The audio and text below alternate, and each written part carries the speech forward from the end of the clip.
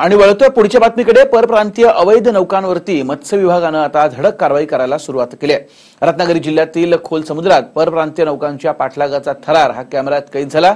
या थराराचा video social मीडियावरती चांगलाच व्हायरल झालाय। केरळ आणि मलपीमधील नौका खोल समुद्रात अवैध मच्छीमारी करत होत्या। महाराष्ट्राच्या हद्दीत घुसून ही मासेमारी चालू होती। मत्स्य विभागाच्या गस्ती पथकाच्या टीमला मग याची माहिती मिळाली। जवळपास 450 हॉर्स पॉवर क्षमता असलेल्या या नौका आहेत। नौकांचा खोल समुद्रात पाठलाग करताना मत्स्य विभागानं गस्ती नौका प्रयत्न करत होती। राजापूर जवळच्या साखरी नाटे बंदरातील पाठलागाचा सारा थरार कॅमेऱ्यात कैद झालाय। मात्र गस्ती नौकांचा पाठलाग करण्याची क्षमता कमी पडल्यानं या अवैध मच्छीमारी नौकांनी खोल समुद्रातनं पळ काढला।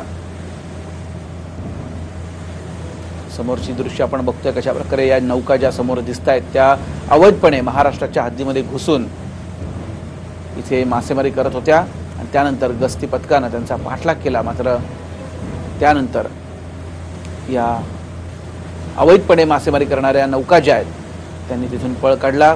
खोल समुद्रात त्या निघून गेल्या। मनोज लेले माझे सहकारी आपल्या सोबत। मनोज, काय अधिकची माहिती? एकंदरीतच परप्रांतीय ज्या नौका आहेत त्यांच्यावरती मत्स्य विभागानं कडक कारवाई या ठिकाणी सुरू केलेली आहे। खोल समुद्रामध्ये परप्रांतीय ज्या नौका आहेत त्या नौकांचा थरारक पाठलाग या ठिकाणी कॅमेऱ्यात कैद झालेला आहे।